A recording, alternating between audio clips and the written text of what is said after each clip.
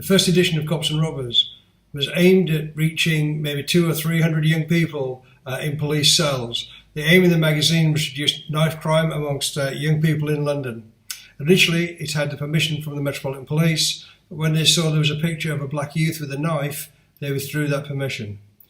Subsequently, the BBC got hold of the story, and what was aimed to reach maybe 200 or 300 young people with this story actually reached probably 2 or 3 million people, because it was shown at lunchtime in the evening and after the 10 o'clock news.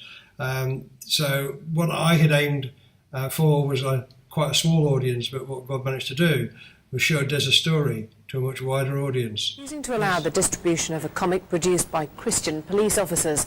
Among the stories it tells is that of a black youth who stabs a white man, then turns away from crime when he finds God. But the Met says it has to consult widely with all faith and ethnic groups before giving permission for it. Gareth Furby has more. Pulled out my knife and I stabbed him. 15 years ago, Des Brown was a killer. Now he's a youth worker at a Christian church, and his life story has been made into a comic strip. I had a normal childhood in the East End of London, where I grew up and still live. But from about 14, I got drawn into drugs and street crime, muggings, robbery, and that sort of thing. The purpose of the comic is to put across a story that people's lives can change by the power of Jesus Christ. That's the point of the comic. The power of God changed my life.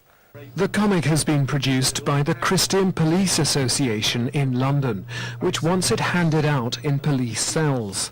It features other stories about criminals who turned to Christianity and changed their ways.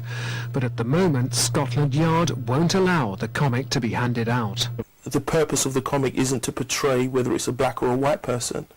It's to portray how lives can be changed, and when Jesus touches lives, he doesn't look at whether they're black or white.